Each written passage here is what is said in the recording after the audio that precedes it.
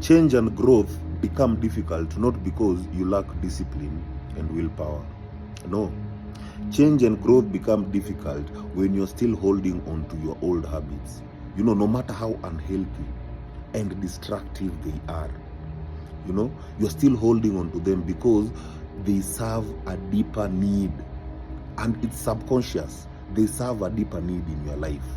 Those old habits that you developed on survival mode, those habits are they still have a purpose in your life, whether it's comfort, control, validation, safety, or even avoidance of pain.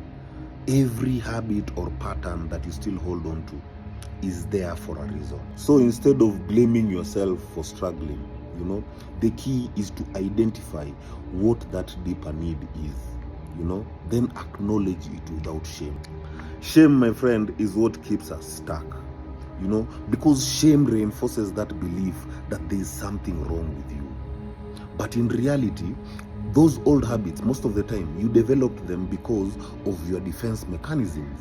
Maybe you turn to people pleasing because at one point, that people pleasing saved you or kept you safe from rejection. Or maybe you overwork yourself because at some point, your worth was tied to productivity, Now, when you decide to change, these behaviors don't just disappear. These behaviors will keep on persisting because they feel like protection. That's why change is not about dropping or leaving old habits.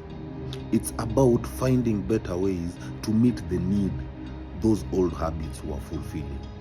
And once you have recognized and validated the deeper need, you now, explore and find out ways that can fulfill that need, ways that align with your growth, instead of ways that keep you stuck. Instead of numbing loneliness with unhealthy relationships, desperate relationships, toxic relationships, you can cultivate self-connection and meaningful bonds. Instead of seeking external validation, people pleasing, you can build self-worth from within. You can start validating yourself from within. Start cultivating that. Heal, my people. Shift from judgment to discernment. Instead of criticizing yourself too much, start understanding yourself. Start being curious about yourself. Find clarity. So that way you stop fighting yourself and start working with yourself. My people, heal.